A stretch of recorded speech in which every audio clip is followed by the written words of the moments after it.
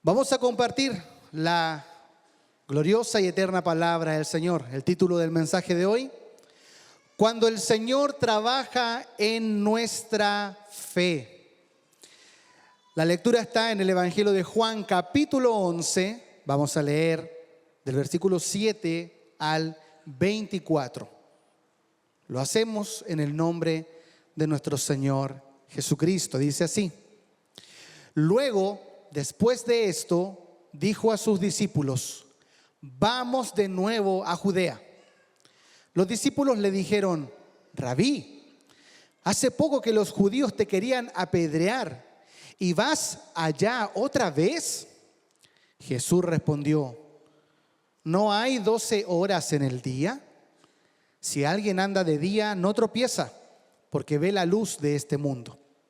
Pero si alguien anda de noche, tropieza, porque la luz no está en él.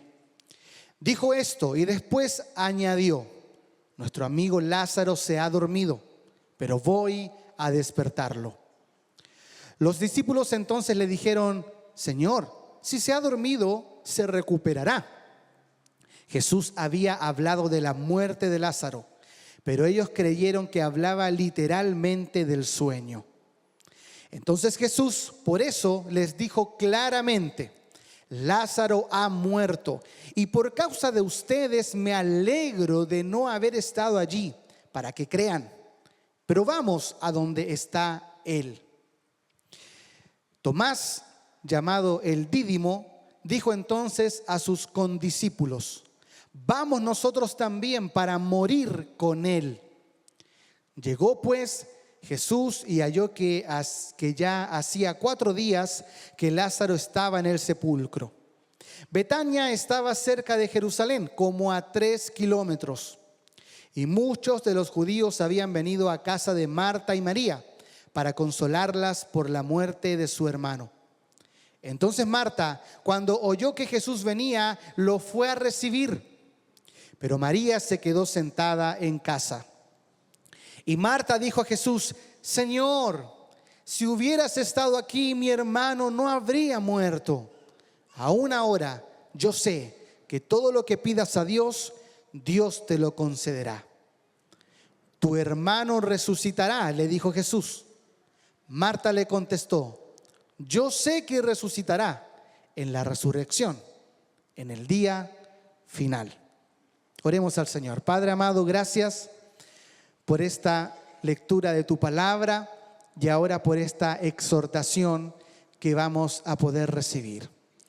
Nuestro corazón está anhelando que nos hables, que nos alimentes con estas palabras de vida eterna que tú tienes para nosotros. Queremos recibirlas. Por eso me pongo en tus manos. Que sea tu Espíritu Santo hablando y no el hombre. Te lo pedimos por Jesús. Amén. Un poco quizás extensa la lectura al inicio, varios versículos, pero quería que pudiéramos tener el panorama completo de por lo menos lo que vamos a exhortar el día de hoy. La semana pasada, ¿verdad? Cuando estudiamos Juan del 1 al 6, ¿se recuerdan? Leímos del 1 al 6. Ahí podíamos extraer la siguiente verdad gloriosa, y quiero un poquito hacer ese recordatorio. Yo se lo dije al final del sermón. Yo sé que uno no retiene todo un sermón, pero quédate por favor con esta frase medular. ¿Cuál era esa verdad gloriosa que resumía todo el sermón pasado? El amor y la soberanía de Dios obran siempre unidas para su gloria y para nuestro bien. ¿Lo recuerdan, verdad? Amén. Bueno, lo que hoy veremos en este sermón, donde ahora hemos leído del 7 hasta el 24 de Juan 11, se resume en la siguiente frase. Ahora como que vamos a hacerlo al revés. Quiero darles la frase medular al inicio del sermón, porque también está conectado con la de la semana pasada. Entonces, ¿cuál es la frase que resume lo que hoy vamos a ver? Escúchenla bien.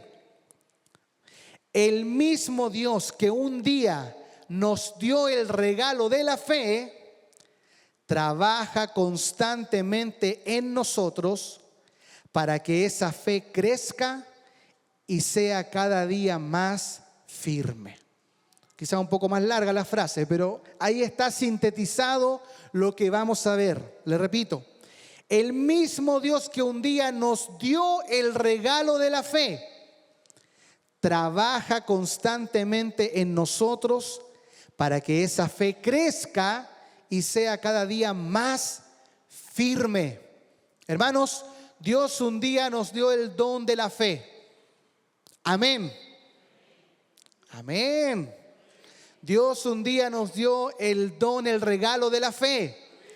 Pero no nos dio ese regalo y lo dejó ahí nomás. No, Él está obrando, Él está trabajando para que esa fe crezca y sea cada día más firme, más robusta.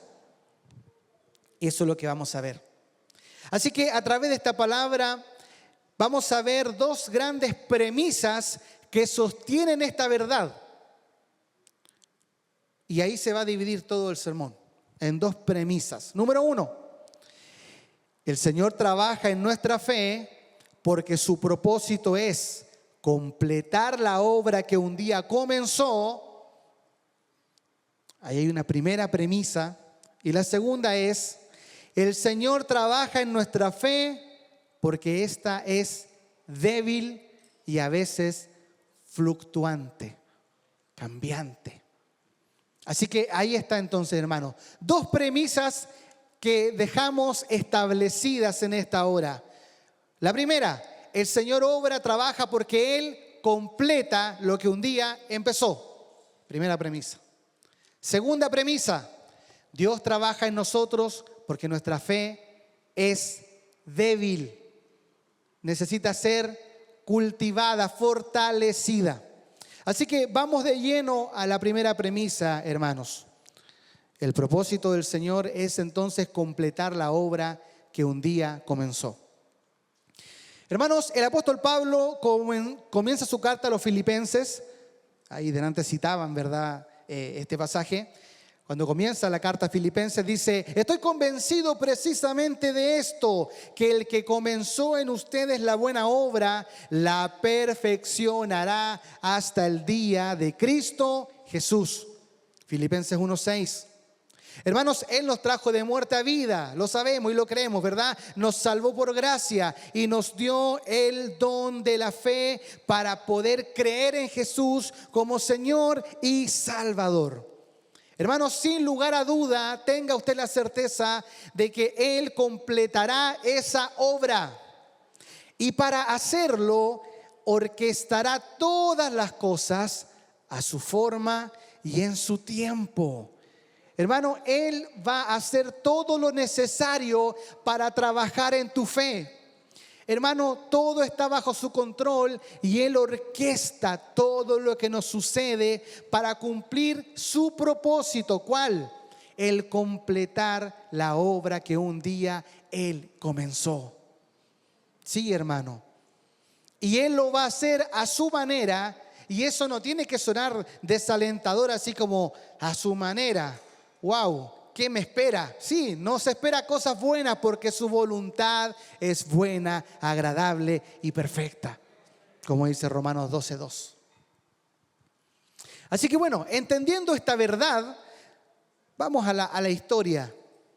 Recordemos que Jesús recibió la noticia de que Lázaro, el que amaba, estaba enfermo. Y sabiendo eso, ¿verdad?, decidió quedarse 2 días más en el lugar que se encontraba. Quedando ahí, tal como fue la semana pasada, hasta el verso 6, se quedó 2 días más.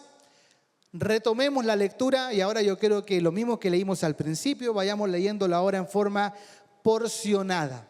Versos 7 y 8, dice: Luego, después de esto, dijo a sus discípulos, vamos de nuevo a Judea. Los discípulos le dijeron, Rabí, hace poco que los judíos te querían apedrear y vas allá otra vez. Quiero quedarme con esos versículos para iniciar. El Señor les dice, vamos de nuevo a Judea. Obviamente, ¿por qué de nuevo? Porque habían estado allí recientemente. Los discípulos protestan. Dicen, Señor, ¿cómo? ¿Por qué protestan? Bueno, porque habían pasado varias cosas en Judea. Hay que retroceder solo un poco en el Evangelio de Juan para entender la actitud de los discípulos de decir, pero ¿cómo vas a ir a Judea? ¿Qué cosas habían pasado? Bueno, por ejemplo, rápidamente, el capítulo 8 termina con la discusión de Jesús y los fariseos en el templo, una discusión muy acalorada, muy doctrinal, y los fariseos queriendo apedrear a Jesús. Así termina el capítulo 8. En el 9 se nos narra la sanidad de un ciego de nacimiento. Todos conocemos esa historia. Y sabemos que eso enfureció a los líderes religiosos. Recuerden cuando estos líderes lo interrogan, le dicen, ¿quién te sanó? ¿Con qué autoridad? Cuando los líderes le dicen, da gracias que te estamos poniendo al tanto de que ese tal es un pecador. ¿Se recuerda la historia, verdad? Si es pecador no lo sé. Lo único que sé es que yo era ciego y ahora veo. Y eso enfurece a los líderes religiosos. Y vamos al capítulo 10 y Jesús, luego de esto, Él habla a la gente y dice, yo soy la puerta, yo soy el buen pastor. Y finalmente termina diciendo, yo y el Padre somos uno. Wow, y esto, pero encrespa a los judíos. Y ellos, ¿qué dicen? Blasfemia. Se declara ser igual a Dios. Este es un blasfemo. Y otra vez, vamos a apedrearlo. Y así termina. Todos estos acontecimientos en un par de días ahí, todo seguido. Y Jesús entonces va un poco más al norte, ¿verdad? De Judea. Está ahí. Pasan 2 días más. Y Jesús le dice a sus discípulos, vamos otra vez a Judea. Y por eso entonces la reacción de los discípulos. ¿Cómo vamos a ir? Venimos arrancando de ahí, te querían matar. Pero Jesús iba a ir sí o sí a Judea, específicamente, por supuesto, a Betania. Él lo iba a hacer. Sí, en los siguientes versículos, ¿verdad? 9 y 10. ¿Cuál es la respuesta de Jesús? Él responde lo siguiente a sus discípulos. Jesús respondió, ¿no hay 12 horas en el día? Si alguien anda de día, no tropieza, porque ve la luz de este mundo. Pero si alguien anda de noche, tropieza, porque la luz no está en él. Puede ser que a la lectura, a la rápida, no entendamos o pensemos que la respuesta de Jesús no es tan clara. Eso es porque nuestro contexto cultural es distinto. Pero, ¿por qué Jesús responde eso? Jesús, ¿cómo vas a ir a Judea? ¿Acaso el día no tiene 12 horas?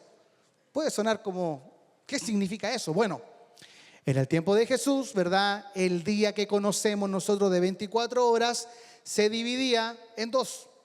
12 horas día propiamente tal, o sea, luz, claridad, y 12 días, noche. ¿Cuándo se trabajaba? En el día, en la luz, en la claridad. Nadie trabajaba de noche. Y pensemos eso, que la humanidad lo ha hecho por siglos y siglos. Hoy día, recién en nuestra generación, existe que gente trabaje de noche porque tenemos electricidad, tenemos tecnología, pero eso nunca existió. En el día se trabajaba, en la noche no. Entonces Jesús usa esta metáfora, ¿verdad? De decir, el día tiene 12 horas, ¿sí? Y ahí se trabaja. Jesús usa esta metáfora para referirse a que su misión sigue o seguía aún vigente. ¿Qué significa eso? La noche aún no había llegado para Jesús. Faltaba poco, claro que sí. Faltaba una semana aproximadamente.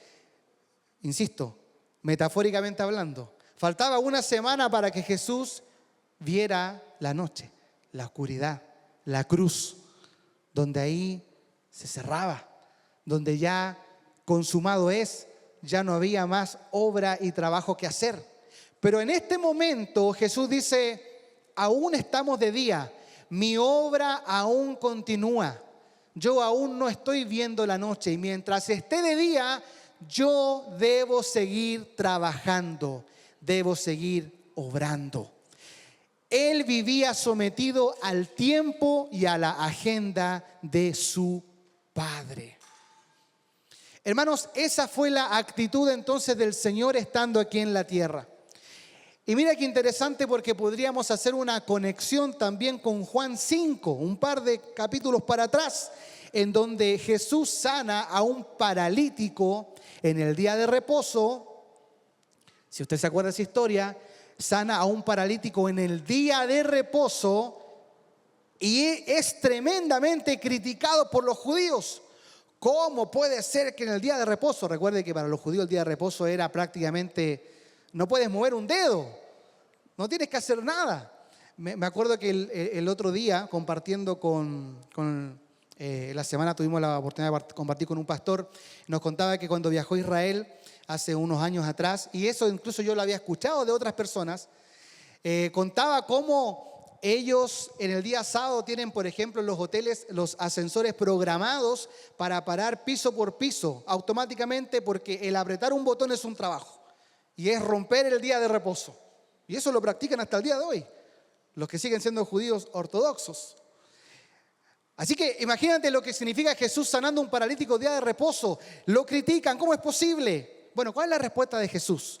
En el versículo 17 de Juan 5, Jesús dice, hasta ahora mi Padre trabaja y yo también trabajo. Y hermanos, es que Dios siempre está trabajando. Para Él no existe la limitante natural que tiene el ser humano, que es la luz del día. Insisto, hago un paréntesis, quizás para hoy día nosotros no es extraño por la era postmoderna donde hay trabajos de noche. Pero piense en toda la historia de la humanidad, eso jamás fue así. El ser humano tuvo que trabajar siempre a la luz del día. Pero para el Señor no existe esa limitación, hermano. El Señor no descansa las 12 horas de noche. El Señor no está descansando el sábado y el domingo porque Él trabaja lunes a viernes. No, hermano. El Señor siempre está trabajando, siempre está obrando. Y es que para Él no hay limitaciones como para el ser humano. Nos podemos recordar, ¿verdad?, del salmista en el parte del versículo 12 del Salmo 139, cuando él declara, las tinieblas y la luz son iguales para ti. Porque para Él no hay diferenciación en ese sentido. Él está siempre obrando. Respecto al trabajar incesante de Dios, quise agregar un comentario de Matthew Henry que dice lo siguiente. Escuche bien. Es cierto que Dios descansó en el séptimo día de la obra de la creación, como lo narra Génesis 2, verso 1 al 3. Pero no descansa en la obra de la conservación y providencia, ni en la obra de la salvación. Repito eso que dice Matthew Henry. Dios descansó el séptimo día, sí, es verdad, pero Él no descansa en la obra de conservación y providencia, ni en la obra de salvación. Sigo leyendo a Henry, que cita a Filón, que fue un filósofo griego, y dice, Filón escribió, Dios nunca cesa de trabajar, así como es propiedad del fuego el quemar y de la nieve el enfriar, así también es propiedad de Dios el trabajar. O sea, es algo intrínseco en Dios. Mira qué hermoso es esto. ¿Qué hace el fuego? Quema. Listo. Tienes que enseñarle, tienes que pedirle al fuego que queme. No, es algo intrínseco. Característica del fuego, quemar. Característica del hielo, congelar, ¿verdad? Característica de Dios, trabajar. Él está siempre obrando, hermanos. Eso debiera ser un aliciente para nosotros. Eso debiera ser un motivo de gozo para nosotros, saber que siempre Dios está obrando. No se trata que podamos verlo o no. Quizás no lo percibimos muchas veces, pero Él siempre está obrando constantemente. Mi Padre trabaja, dijo Jesús en Juan 5, y yo también trabajo. Él está obrando. Sigamos la lectura de Juan. Vamos a los versos 11 al 13. Entonces, ¿verdad? Por eso es que Jesús dijo, ¿acaso el día no tiene 12 horas? Mientras haya día, yo trabajo, es lo que está diciendo el Señor. Vamos ahora al verso 11 en adelante. Dijo esto y después añadió, nuestro amigo Lázaro se ha dormido, pero voy a despertarlo.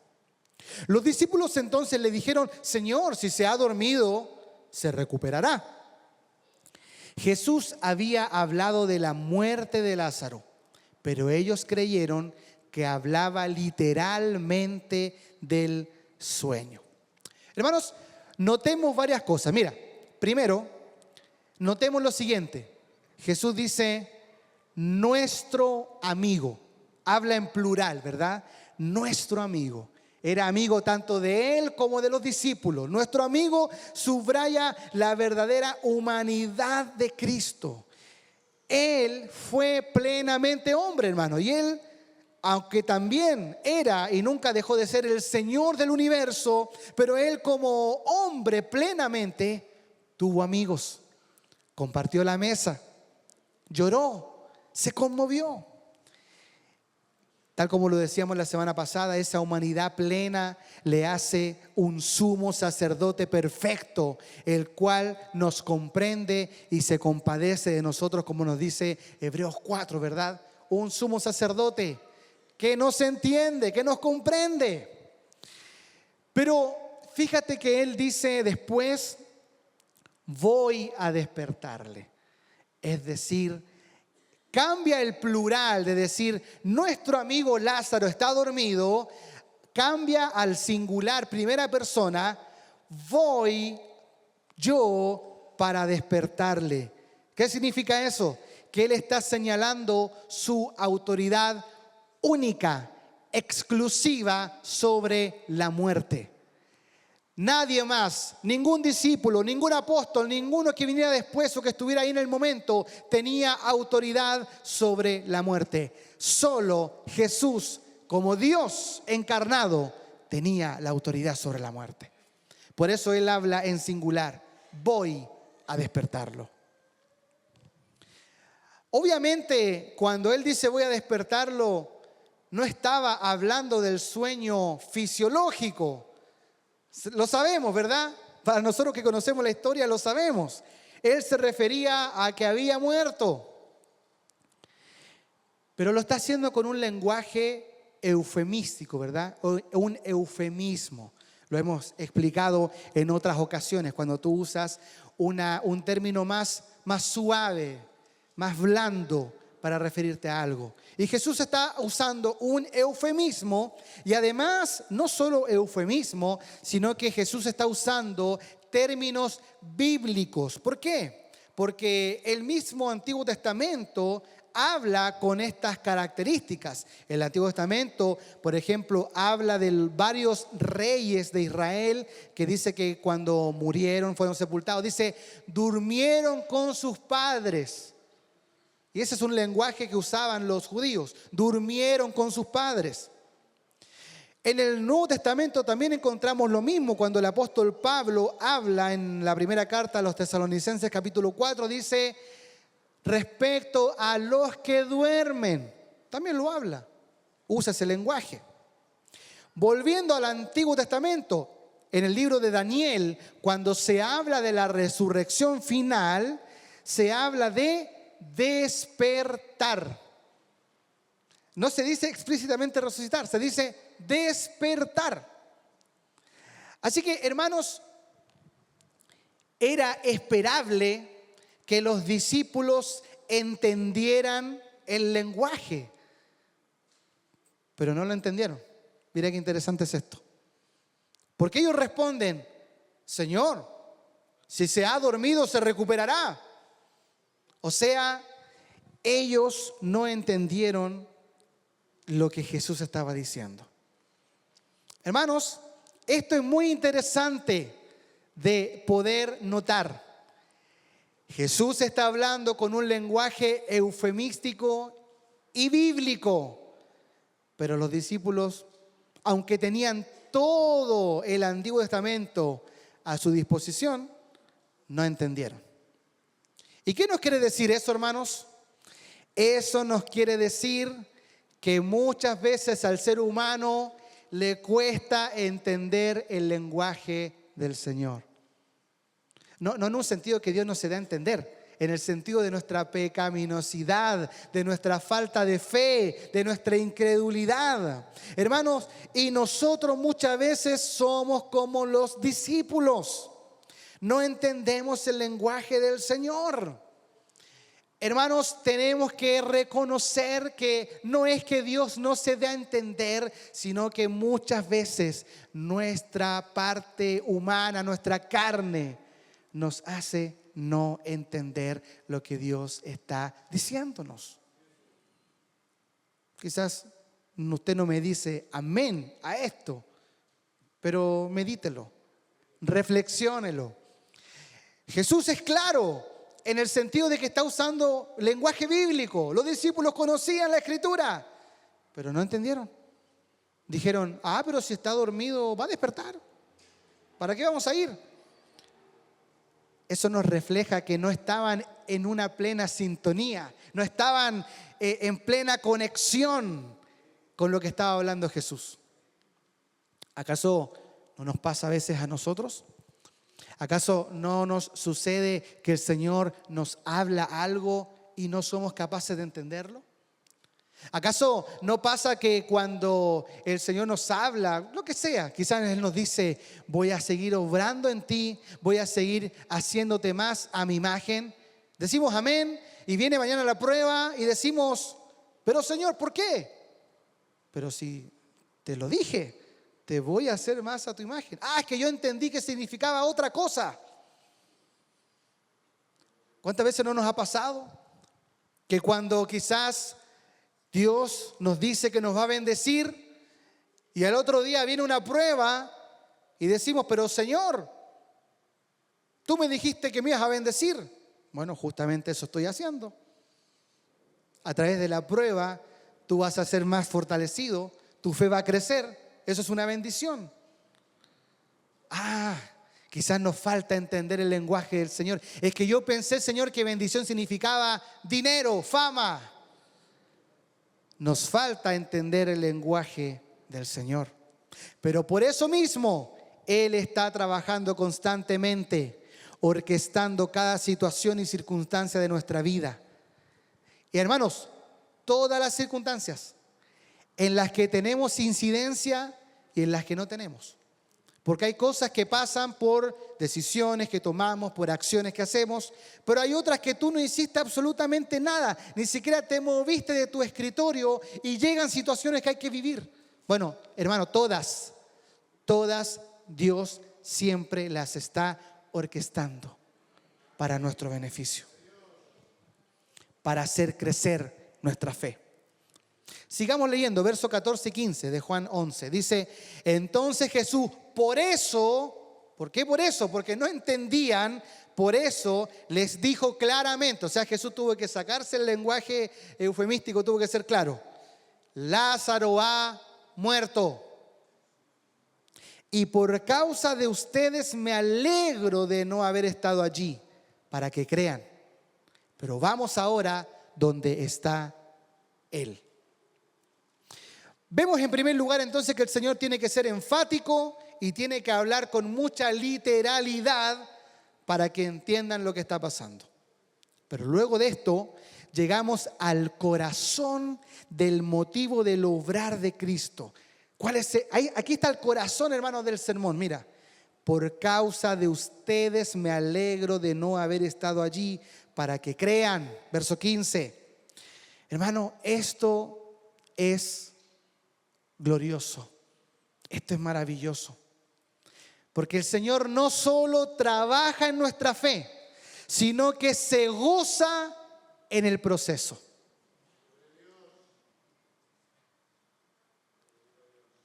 Mira qué lindo es eso. El Señor no solo trabaja en nuestra fe, sino que se goza en el proceso. ¿Tú puedes entender eso? ¿Tú puedes meditar en lo que significa eso? A un Dios que está orquestando todas las cosas, los acontecimientos, los sucesos de tu vida, los orquesta y los ordena para que tu fe crezca, pero no lo hace solo como, bueno, tengo que hacerlo porque este es tan débil. Bueno, ya, echémosle una manito, un empujoncito. No, sino que Él, en el momento que está trabajando, Él se está gozando. Él siente gozo en su corazón a medida que trabaja contigo y que trabaja en ti. Es como, por decirlo así, un padre o una madre cuando, por ejemplo, tiene que enseñarle a comer a su hijo pequeño, y quizás para ciertos padres puede ser una carga. ¡Ay! Este niño que se ensucia todo. Pero qué lindo cuando el padre y la madre se goza en estar en ese tiempo. Mira, me doy este tiempo para enseñarle y mira qué bien cómo voy viendo los frutos, los resultados. De hecho, eso es algo también muy importante porque el gozo del Señor no es en el proceso en sí, sino por los frutos que esto producirá. Eso es lo que trae gozo al corazón. Jesús no se gozó por haber estado ausente propiamente tal, no. Él se goza por lo que va a producir su ausencia. Porque Él dice, esto va a hacer que la fe de ustedes crezca. Y por eso me gozo. ¿Se entiende la diferencia, verdad? No estoy contento de no haber estado ahí, porque me da lo mismo, no. Estoy contento de lo que va a producir el que yo no haya estado ahí con Lázaro. El fruto que viene en ustedes es el que me trae gozo. Hermano, y esto es maravilloso poder entenderlo, porque cuando a veces vemos a Dios que nos tiene que apretar, nos tiene que probar, cuando vemos al Señor que como cual Padre tiene que pasarnos por los procesos difíciles de la vida, por supuesto que no se trata de que Dios se esté gozando por el proceso en sí. El gozo de Dios es por el fruto que va a venir en ti y en mí. Mira qué lindo. Te lo grafico de la siguiente manera. Nosotros como padres, por ejemplo, a veces nos toca, por ejemplo, corregir a nuestros hijos. Y tienes que corregirlo. Vamos a poner un ejemplo muy práctico de la vida. Tu hijo tiene la pieza desordenada, no ha cumplido con las tareas del hogar, todo un desastre. Y tú tienes que venir con autoridad y tienes que restringirle quizás cosas. Tienes que restringirle, no sé, computador, la televisión, ciertos juegos, horarios. Tienes que hablarle con dureza, con firmeza, porque esto es algo, una constante. Y tú empiezas a ver a tu hijo muy dolido, cabizbajo, casi depresivo. Pero empiezas a ver y miras y lo ves ordenando la pieza. Lo ves haciendo la cama. Lo ves haciendo lo que no estaba haciendo. ¿Qué hace el padre? Se goza. No se goza en que el hijo se haya dolido. No es que se goza en tenerle que haber gritoneado un poquito, levantado la voz, sino que se goza en los frutos que está dando esa corrección. ¿Te das cuenta? Los que somos padres podemos quizás entender esta ilustración de una mejor manera. Entonces, No es que Dios se goce porque estás sufriendo. No. Esto, hermano, discúlpeme que sea un poco repetitivo, pero quiero aclararlo muy bien. No es que Dios se está gozando en verte sufrir. Dios se está gozando en ver los frutos que va a traer ese sufrimiento en ti. Dios no es que se goce en verte pasando un proceso de soledad.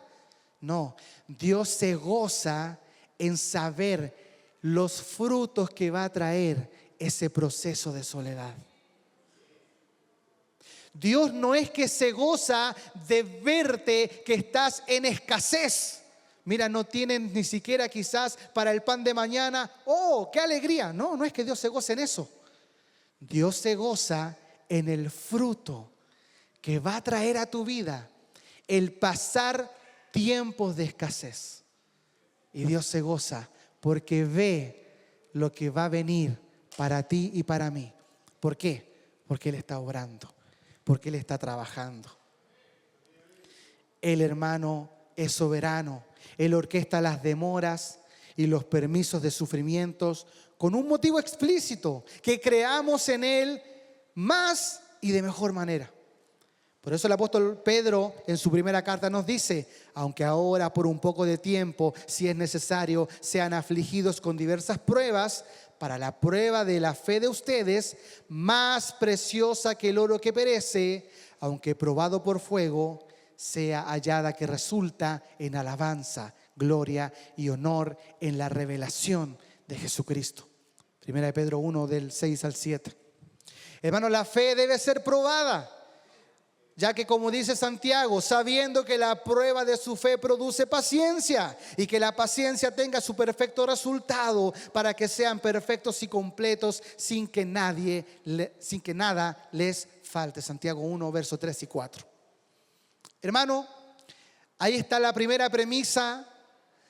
El Señor está trabajando en nosotros por una razón muy clara, porque Él no deja nada a medias. La obra que Él comenzó, Él la completará hasta el día de Jesucristo. Él, hermano, un día te tomó, Él un día te escogió, Él un día te salvó, por lo cual la obra que Él comenzó, Él la sigue desarrollando hasta el día final. Sí, hermano. Y vamos a la segunda premisa. El Señor trabaja en nuestra fe porque la fe, nuestra fe, es débil y a veces fluctuante, cambiante, movediza. Aquí tenemos esta segunda premisa entonces. Nuestra fe es una semilla que ha sido sembrada y necesita ser trabajada por el Señor para que crezca. Además, ha sido sembrada en un cuerpo corruptible, inclinado al pecado.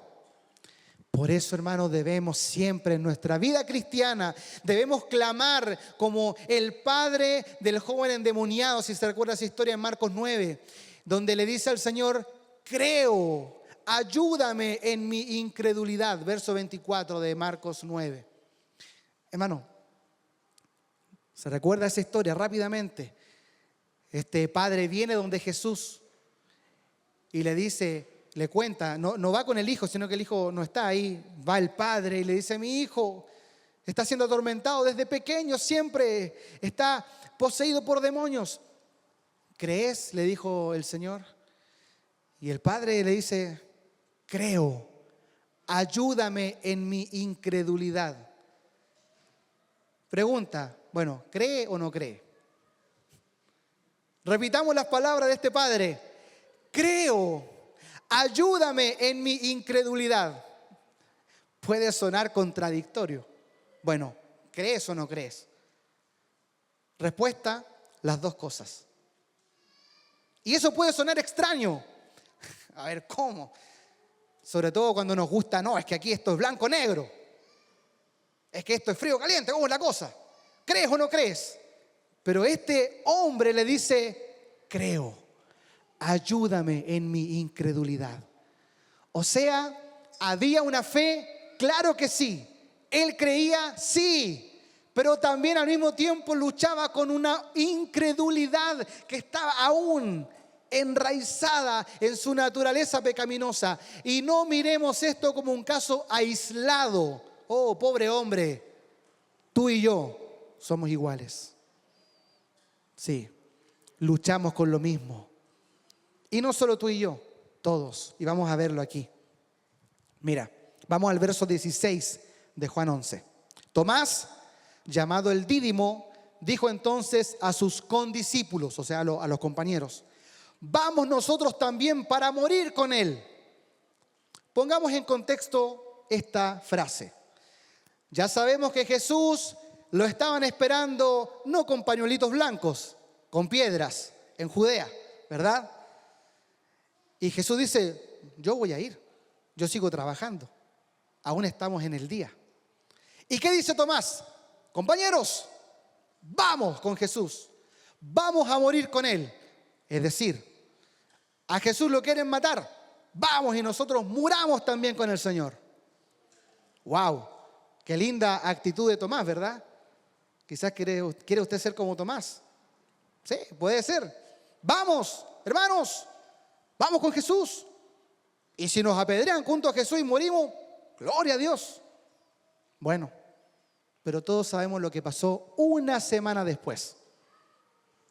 Tomás y todos los discípulos, dice la palabra, que abandonaron al Maestro. Una semana después de que Tomás dice: vamos, hermanos, muramos con el Señor. Y Tomás, no solo eso, sino que cuando pasan 3 días Jesús resucita y le dicen a Tomás que han visto al Cristo resucitado. Tomás dice: si no veo en sus manos la señal de los clavos y meto el dedo en el lugar de los clavos y pongo la mano en su costado, no creeré. Wow. Ahí está Tomás. Ahí está Tomás, que estaba dispuesto a volver a Judea y a ser apedreado con Jesús. Ahí está Tomás, dudando de la resurrección de Cristo. No, si yo no lo veo, si yo no meto el dedo ahí, yo no creo.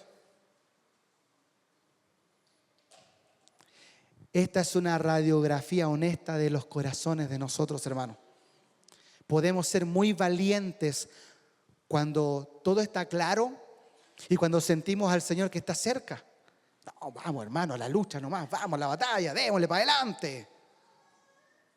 Pero cuando arrecia la noche y cuando sentimos que el Señor está lejos, muchas veces el panorama cambia y ya no somos tan valientes, ya no tenemos tanta fe como la hemos profesado en otros momentos donde parece que todo marcha bien. Wow, qué ejemplo el de Tomás. Sigamos, verso 17 en adelante. Llegó pues Jesús y halló que ya hacía 4 días que Lázaro estaba en el sepulcro. Betania estaba cerca de Jerusalén, como a 3 kilómetros. Y muchos de los judíos habían venido a la casa de Marta y María para consolarlas por la muerte de su hermano. Entonces María, cuando oyó que Jesús venía, lo fue a recibir, pero María se quedó en casa. Bueno, hermanos, entonces aquí tenemos el relato de que Jesús llega a Betania, Lázaro lleva 4 días muertos y se encuentra con este panorama. Muchos judíos habían ido a consolar a Marta y María. Los eruditos dicen, quizás cuando se refiere a judíos, muchos judíos a gente influyente, a gente importante. Sabemos, como se dijo en el sermón pasado, que en el 4.º día ya no había esperanza, según la tradición rabínica. Por eso que estaban todos llorando, desconsolados, porque ya el 4.º día era, ya no hay nada que hacer. Hasta aquí llegó todo. Marta sale al encuentro de Jesús, María se queda en casa. No sabemos los motivos de por qué una actuó distinto a la otra. No vamos a especular en eso. Pero el texto sí nos deja algo que es claro. ¿Qué cosa? Que nadie esperaba una resurrección. Nadie tenía esa expectativa. Nadie. Versículo 21 al 24. Dice, y Marta dijo a Jesús, Señor, si hubieras estado aquí, mi hermano no habría muerto. Aún ahora, yo sé que todo lo que pidas a Dios, Dios te lo concederá. Tu hermano resucitará, le dijo Jesús. Marta le contestó, yo sé que resucitará en la resurrección, en el día final. Hermanos, las palabras de Marta no son de reproche como a veces algunos interpretan. Y eso es bueno decirlo, porque algunos leen y dicen, mira Marta, Señor, si hubieras estado aquí, mi hermano. No es un reproche, hermano, no es un reproche. Lo que Marta hace es declarar una fe sincera en el poder sanador de Jesús. Lo que Marta está diciendo es, Señor, yo creo plenamente en tu poder sanador. Si tú hubieras estado aquí, mi hermano se hubiera sanado. O sea, es una declaración de fe. ¿De fe en qué? En el poder sanador de Jesús. Yo estoy segura, Señor, que si tú hubieras estado aquí, mi hermano se hubiera sanado y por ende no hubiera muerto. Y eso está bien. Sí, está bien. Marta creía en el poder sanador de Jesús, pero no era suficiente. Su fe tenía que ser más grande. ¿Por qué? Porque ella creía en el poder sanador, pero no tenía fe en el poder resucitador de Jesús. ¿Se da cuenta que su fe no estaba completa? Señor, si tú hubieras estado aquí, mi hermano no muere. Yo estoy segura que tú lo hubieras sanado. Pero cuando, ¿verdad?, le hablan de resurrección, ella ni siquiera se le pasa por la mente de pensar de que su hermano puede resucitar ahí, en ese momento. Ella mira hacia el futuro. Matthew Henry comenta al respecto. Escucha bien, la fe de Marta estaba mezclada con algo de incredulidad. Lo conecto con lo que decíamos delante de este padre del joven endemoniado. Creo, ayuda a mi incredulidad. Y acá Matthew Henry, yo no voy a endiosarlo, pero Matthew Henry, si lo dice Matthew Henry, hay que tener mucho respeto con este análisis de este tremendo teólogo. La fe de Marta estaba mezclada con algo de incredulidad. Mira, su fe era genuina, pero era pequeña, débil como una caña cascada, ya que ponía límites al poder de Cristo al decir, si hubieses estado aquí, como si el Señor no pudiera curar a distancia. Claro, Marta puso una limitación. Señor, si hubiera estado aquí, esto no pasa. O sea, ¿Jesús no podría haber sanado a distancia? Claro, había una fe que necesitaba crecer, hermano. Ahora, no solo eso, como decíamos recién, porque la fe de Marta era suficiente en cuanto al poder sanador, pero no en poder resucitar a su hermano. ¿Cómo sabemos eso? Bueno, claramente, porque cuando Jesús le dice, tu hermano resucitará, ¿qué dice Marta? Sí, claro que sí. En el día postrero.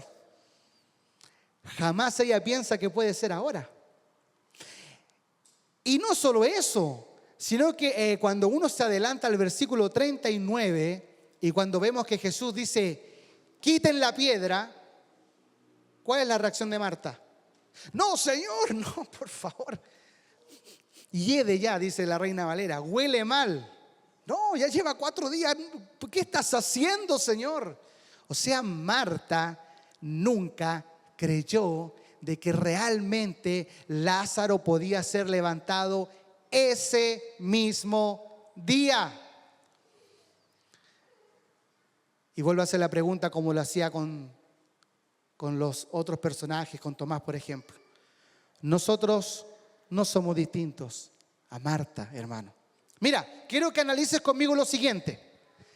Marta creía en la resurrección final de los santos. Sí.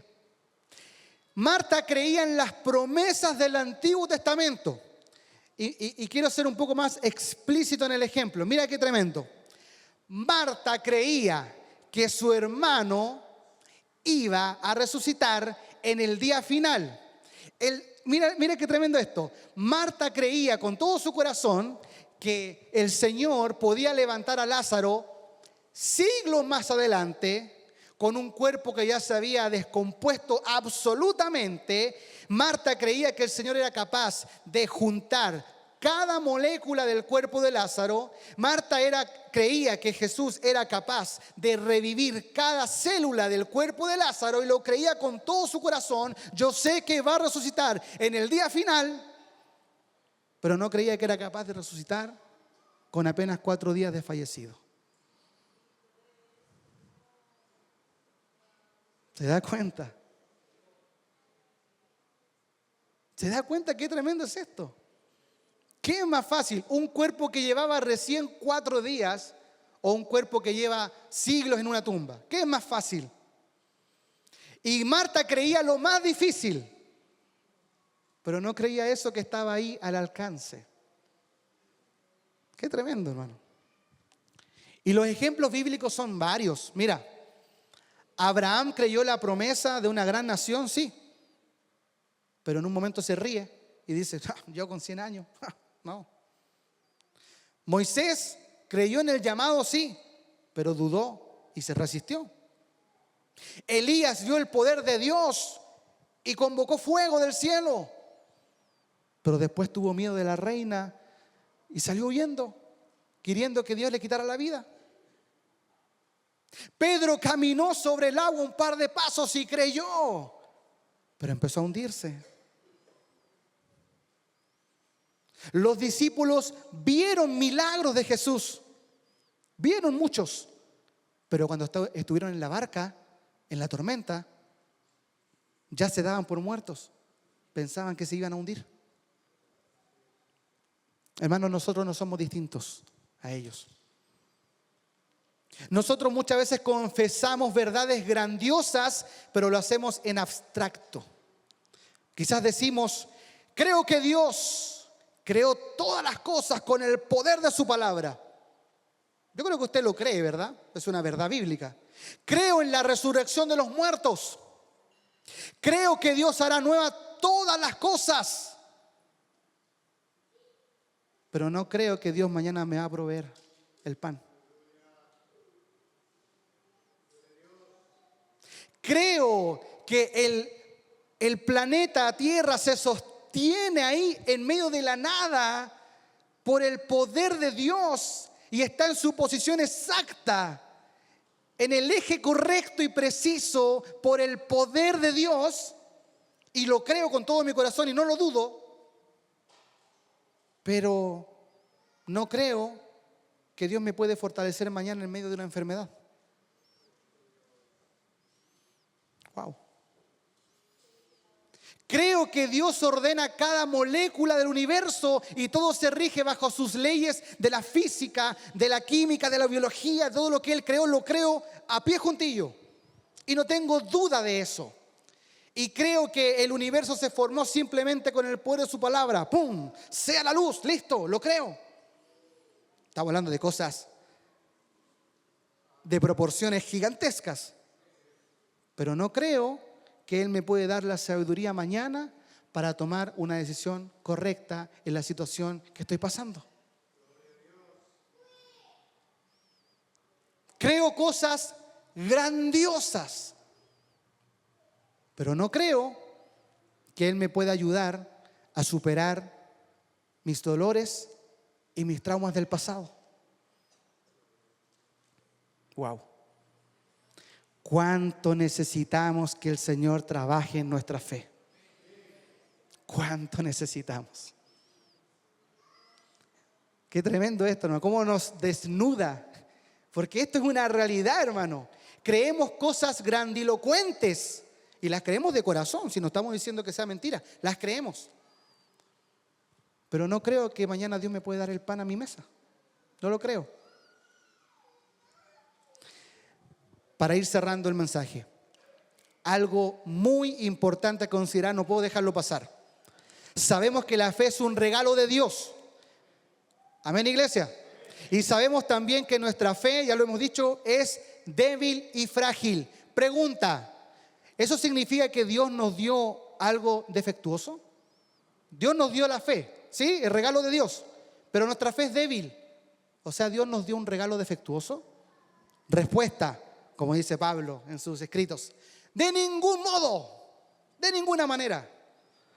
Dios no nos da una fe madura de inmediato. Escuche bien esto, una frase clave de este sermón. Dios no nos da una fe madura de inmediato porque el crecimiento es parte del diseño. El crecimiento es parte del diseño. La maduración misma glorifica a Dios y nos enseña dependencia. Mira, pensemos. Cuando un agricultor planta una semilla, esa semilla es completa y perfecta. Está lista. No necesita nada más en el momento. Pero claro, empieza siendo pequeña y débil, ya que el crecimiento es parte de su proceso natural. Así Dios lo diseñó. Cuando vemos una plantita ahí y usted va y le pone el pie encima, ¡ah, qué débil esta planta! Bueno, así empieza, es débil, pero se empieza a fortalecer. Y después crece, crece, crece y da frutos. Cuando un bebé nace, lo hace como un ser humano completo, pero es pequeño y débil. No es que sea defectuoso. Mira, este ser humano, ponte de pie. No eres capaz de ponerte de pie. No, porque empieza siendo un niño débil que está en brazos y que a medida que avanza el tiempo, sus huesos se van fortaleciendo, sus músculos van creciendo y después él ya puede estar en pie, puede caminar, puede valerse por sí mismo. No es que empieza siendo defectuoso, no. Empieza siendo débil porque es el proceso de la anatomía humana. Con esa ilustración quiero poder graficarte, hermano amado, que la fe que Dios nos da no es que sea una fe defectuosa, no es que el regalo de la fe haya sido un mal regalo dado por Dios, no. El diseño de Dios es que el regalo de la fe comienza como una semilla, pequeña y débil, pero debe ir creciendo y agarrando fuerza hasta convertirse en un árbol robusto. La fe del Señor es como el ser humano, nace siendo un bebé pequeño, débil, no sabe ponerse en pie, no sabe afirmar su cabeza, no sabe hablar, pero va creciendo hasta que llega a ser una persona madura, crecida, que puede valerse fuerte, puede valerse por sí misma. Martín Lutero dijo: la fe no es una luz siempre brillante. A veces es tan débil que apenas se percibe. Pero mientras se aferra a Cristo, aunque sea temblando, es fe verdadera. Mira qué lindo.